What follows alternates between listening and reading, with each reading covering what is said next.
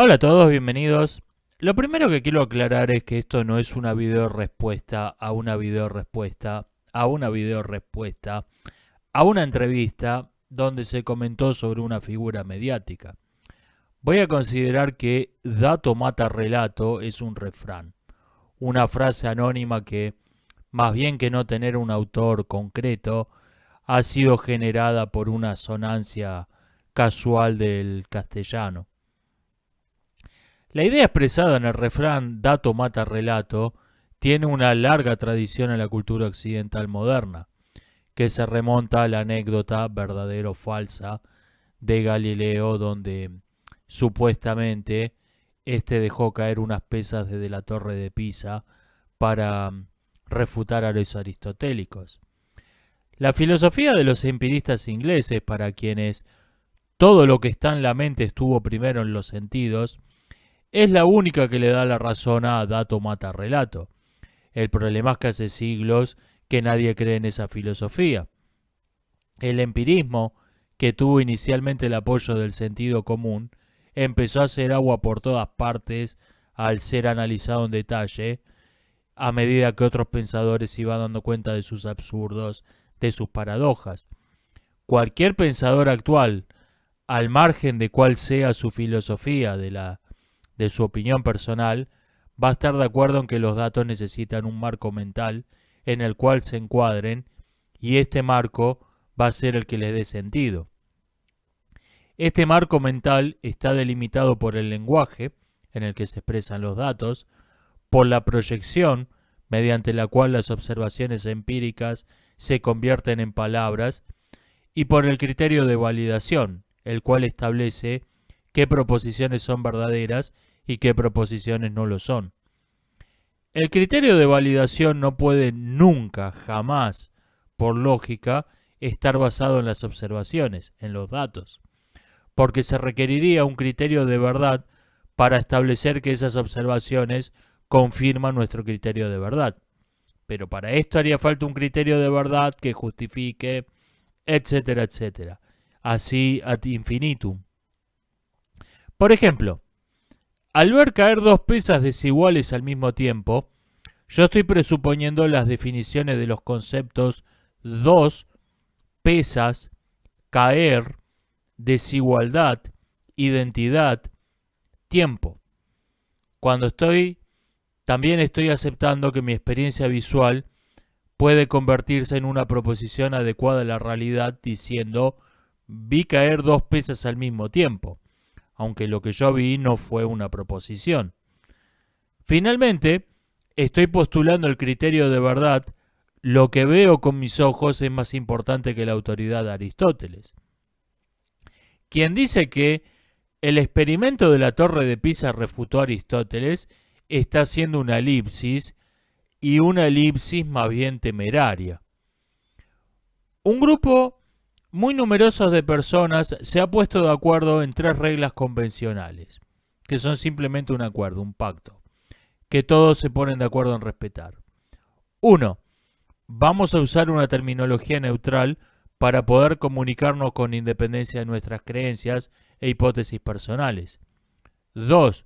Solo vamos a aceptar observaciones reproducibles y cuya interpretación no requiera más que tener dos ojos en la cara.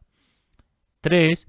Vamos a aceptar que lo que ven nuestros ojos tiene prioridad sobre cualquier autoridad. Dentro de este grupo, y solo dentro de este grupo, dato mata relato. Y esta limitación es la que no suele ser tenida en cuenta. Una proposición como mañana va a llover salvo que no llueva es irrefutable, porque todo hecho observable, es decir, todo dato, aporta evidencia empírica que la confirma. Viceversa, cuando de una hipótesis se exige que pase un criterio de verdad imposible, simplemente no tiene sentido intentar demostrarla. Estoy dispuesto a oír su hipótesis, y si demuestra que es verdadera, a cambiar mi opinión. Pero no voy a aceptar ninguna observación hecha en días de lluvia, ni tampoco ninguna observación hecha en días que no llovió. Bueno, esto es solo una forma curiosa y complicada de decir que no va a cambiar de opinión sin importar las evidencias en contra. Finalmente, no tiene sentido discutir con alguien que habla en alguna clase de neolengua donde las palabras no son neutrales, donde no se distingue entre el hecho y la interpretación del hecho, sino que cada concepto define un hecho interpretado. Porque en este caso, uno nunca va a poder aportar un dato que contradiga a la interpretación que forma parte de la definición del concepto. Del mismo modo y por la misma razón que alguien que tiene puestas unas lentes azules no va a poder señalar nunca nada que no sea azul. La neolengua funciona así. Primero, la doctrina al relato está implícito en la definición de cada palabra. Segundo, cualquier hecho que se describa usando esas palabras confirma, entre comillas, el relato. Ejemplo real. Un femicidio se define como un crimen debido a la violencia de género, y cada femicidio confirma que la violencia de género existe. Estos discursos cerrados y autoconfirmatorios son como fortalezas totalmente cerradas que no pueden ser capturadas. Por suerte, uno tampoco tiene obligación de entrar en ellas y por otra parte no sirven para nada, por lo que la mejor estrategia es simplemente pasar de largo y seguir con nuestra vida. Si alguien, uno, no usa una terminología neutral que no presuponga una interpretación obligatoria de un hecho. 2. Impone obligatoriamente aceptar hechos no reproducibles de modo independiente y que nadie más ha visto con sus propios ojos, desde la resurrección de Cristo al bloqueo norteamericano a Venezuela. O 3. Impone con condición irrenunciable la adopción de algún criterio de verdad basado en alguna autoridad. En cualquiera de los tres casos no tiene sentido discutir con él, porque en estos contextos, dato no mata relato, y uno que no comparte el relato de su interlocutor no tiene otra cosa que ofrecer que datos.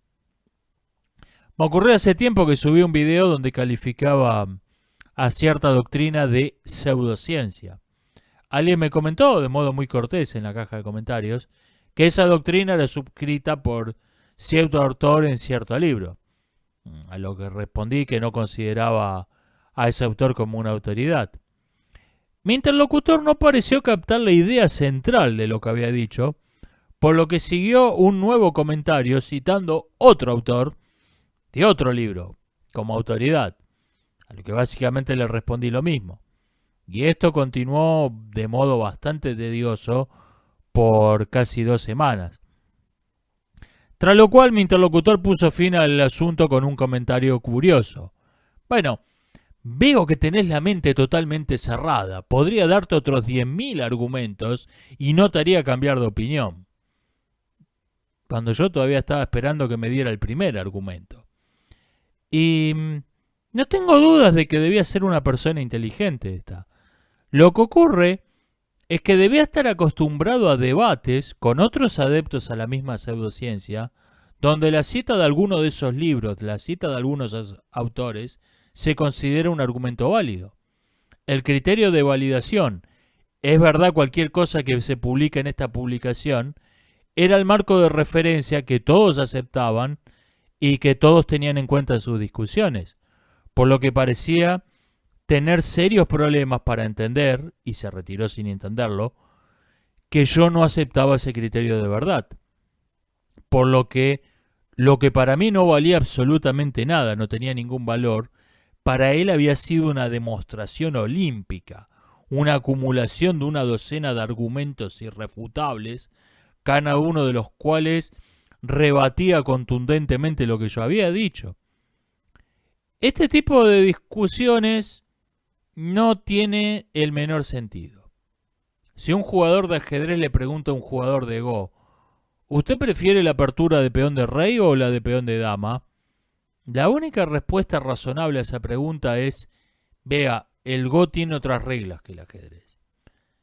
Dato mata relato cuando se juega con las reglas en donde dato mata relato, pero no lo hace cuando se juega con otras reglas. Hasta la próxima.